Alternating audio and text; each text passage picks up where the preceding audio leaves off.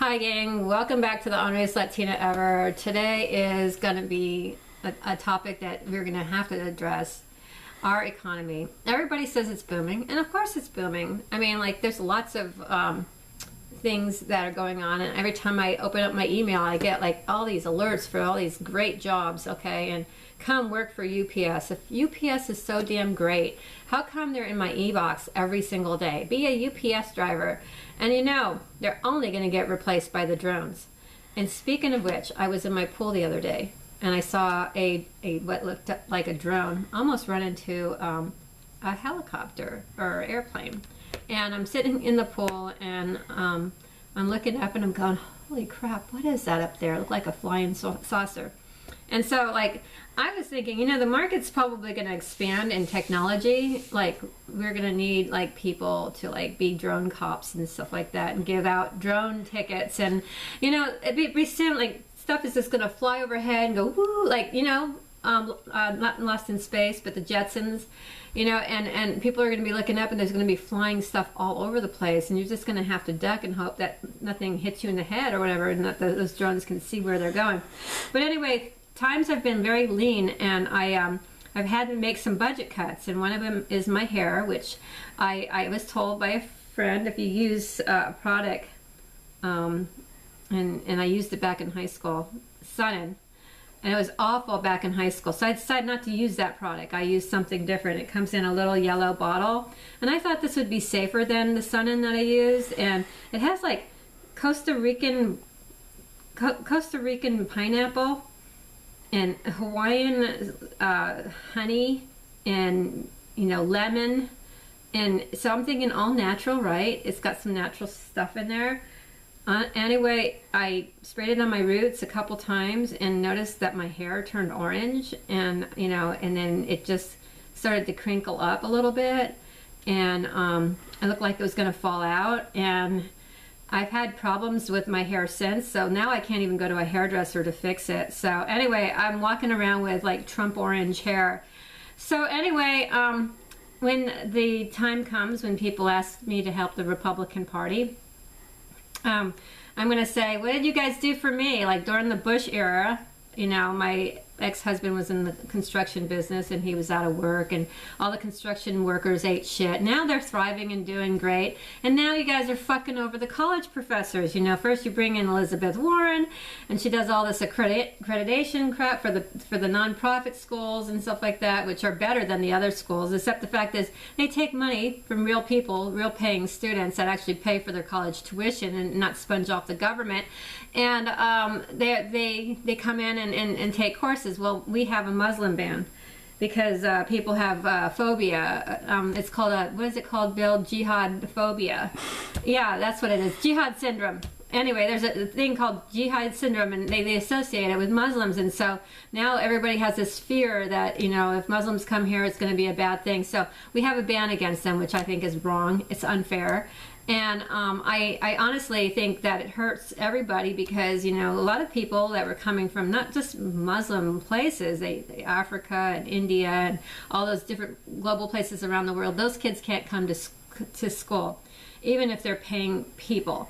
They might not be able to get through the consulates. So anyway, we have kids coming from Mexico illegally here, you know, that are not even making the grade, that, you know, their parents can't read or write, but they get free college tuition even though they're not citizens of the United States, and I don't know how that works. But anyway, it's called the DREAM Act, and it's all an act. But I get really irritated when you have two people that are gimpy here, I with my shattered knee because I was hit by a car going 75 miles an hour, and Will, you know, who also had knee issues and stuff like that, are having to go back into the wonderful world of retail. I want to tell you about retail because, you know, after working for one retail giant, we didn't have to use the iPads. We just kind of did the big ticket right on the register and stuff like that. But anyway, this new company is bringing the latest and the greatest technology along on board. And for you people that are in my age group and stuff like that, like, I have never touched an iPad, except my phone is kind of like an iPad, but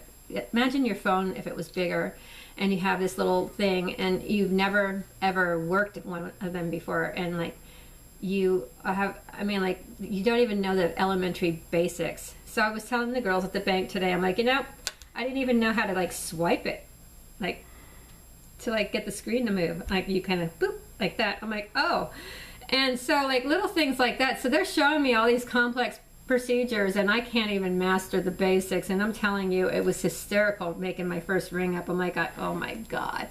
I got through it, and I'm getting through it, and it's all good and everything. And I've actually got it mastered, and I can copy stuff off of it, and I mean like cut and paste. And I'm getting on the website to do the training, and I'm doing all this stuff, and then like my brain is just expanding, and it's amazing. So I learned some skills, but the thing is, I get my paycheck, and it's like, God.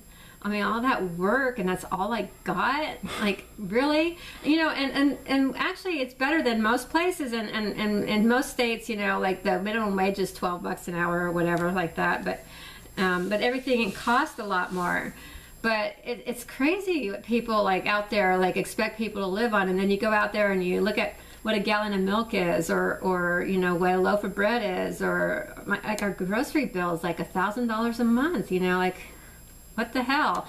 So, like, I mean, we're talking about increasing stuff. I mean, we need to decrease some costs, like in food and cost of living, you know, and they need to make everything organic and no more, like, they need to get rid of anything with, like, what do you call that stuff?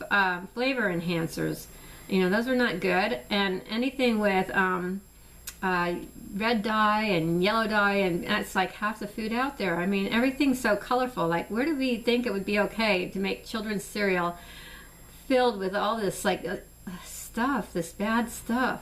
And we wonder why kids have ADHD. You know, that's another story. But anyway, everybody thinks Trump is really super awesome and great and stuff like that. And I thought so until like I got my paycheck the other day, and I'm like, you know what? This really sucks. We used to get like, you know, a couple $1,000s a course, and now we're getting like nothing, and you know, nada for us. And you know, it's like if we, you know, we're like a little bit more compassionate, and we look at like what schools really work. I think, you know, schools that have inclusion, it's not all about, you know, people here at home. You got to look at the partnerships and relationships around the globe and around the world, because, you know, like, for example, I don't know, every time I turn on the TV and I hear "me first," it makes me want to shut off the fucking TV. What if you were like walking around somebody that, you know, you're in a store environment, or you're in any kind of environment, and they're like, me first, me first, me first, you know? It's like, you know, screw you. I wouldn't want to be in the room with a person like that, you know? It's like,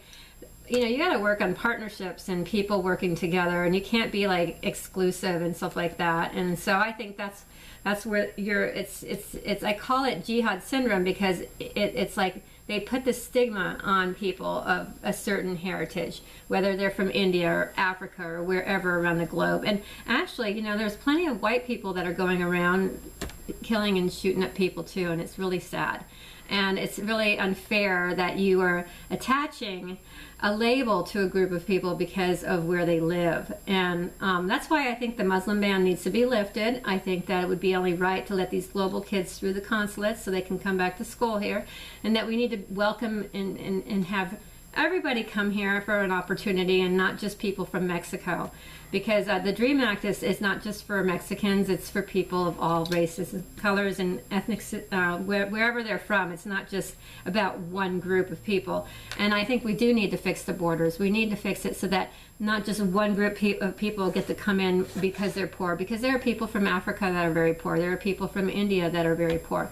And so, and if you explain it that way, I think people would understand it. But I think that sometimes pompous, moronic, asshole people that don't have any kind of etiquette with public speaking can come across in a very demeaning way, and when you do that, you hurt the culture of everybody. So, you know, I'm not real happy with him right now because of that, and I don't think that anybody should be demonizing children because they come from a religious background of a certain faith. And I think you may not agree with it, but that's life, you know. We all have to kind of get along.